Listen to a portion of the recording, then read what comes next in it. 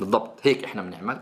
Samar Khawaira is a Palestinian journalist from Nablus in the occupied West Bank who was detained last April and spent 9 months in Israeli jails, held without a charge. يعني مثلا And he showed Reuters just how little food he received at Israel's Megiddo and Nafha prisons. 10 أرغفة من هذا الخبز. Khawaira said he received 10 thin slices of bread a day with small amounts of hummus and tahini خلال النهار. and tuna twice a week.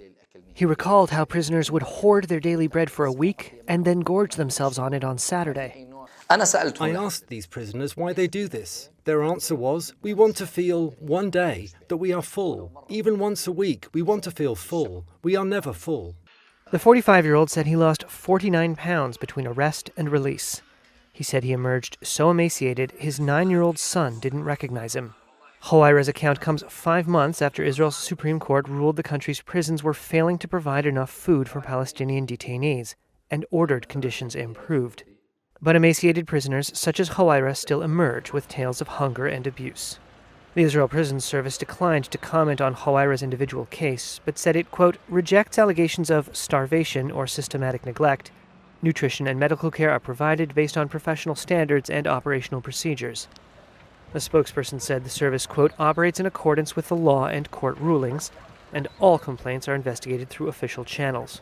Reuters could not independently verify Khawaira's diet during his captivity, the reasons for his extreme weight loss, or exactly how widespread his experience is among the 9,000 Palestinians held in Israeli jails. Reuters also could not independently determine the total number of prisons where the scarcity of food prevailed, or the total number of inmates who experienced its toll. But Khawaira's account was consistent with descriptions in some reports compiled by lawyers after prison visits.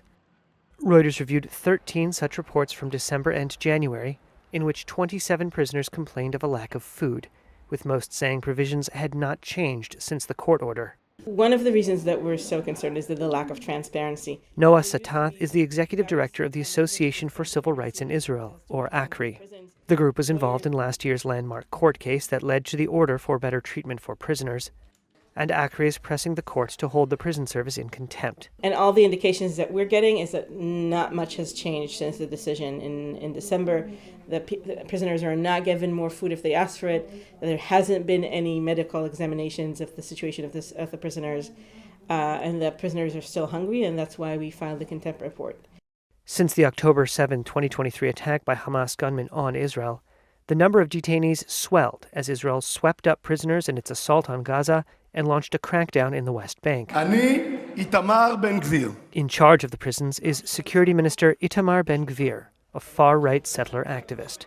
Among Ben-Gvir's first acts in office, 8 months before the war began, was to shut prison bakeries where Palestinian detainees had been allowed to make their own food, saying he aimed to cancel, quote, benefits and indulgences. Ben-Gvir was targeting the security prisoners and talking about their diet long before the war, and he was always adamant to humiliate and torture security prisoners.